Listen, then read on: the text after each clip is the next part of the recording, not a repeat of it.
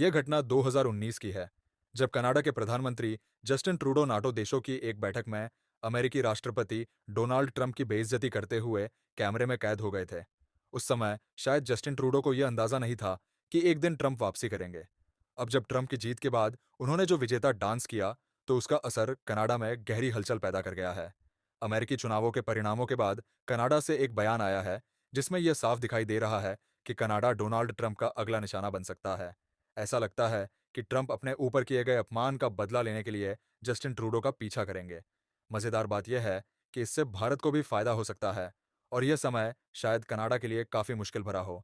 Canada के खालिस्तानी नेता जगमीत सिंह ने ट्रंप की जीत पर अपने डर का इजहार करते हुए कहा कि बहुत से कनाडाई लोग जब सुबह उठे तो वे काफी चिंतित थे, और कुछ तो पूरी तरह से टूट चुके थे। उनका मानना था कि ट्रंप की जीत से कनाडा की अर्थव्यवस्था और नौकरियों पर नकारात्मक प्रभाव पड़ेगा। जगमीत सिंह ने यह भी कहा कि अब हमें एकजुट होकर कनाडा के हितों की रक्षा करनी होगी। उनका कहना था कि ट्रंप के जीतने का कनाडा के लोगों पर गहरा असर पड़ेगा।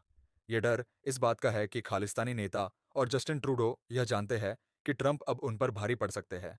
दरअसल ट्रंप और मोदी की दोस्ती बहुत गहरी है, और खालिस्तानी आतंकवादियों के खिलाफ भारत के रुख से ट्रंप भी सहमत है।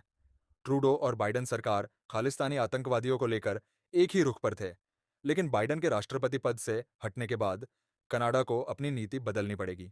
जस्टिन ट्रूडो को यह भी डर है कि अगर वे भारत के खिलाफ कोई बेबुनियाद आरोप लगाते हैं, तो ट्रंप उन्हें एक पल भी बख्शेंगे नहीं।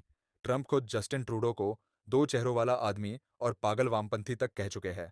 एक्सपर्ट्स का यह भी कहना है कि कनाडा पर अमेरिकी चुनावों का गहरा असर पड़ेगा, और ट्रंप के सत्ता में आते ही कनाडा में जल्दी चुनाव हो सकते हैं, ताकि ट्रूडो को सत्ता से हटाया जा सके और देश को ट्रंप के गुस्से से बचाया जा सके।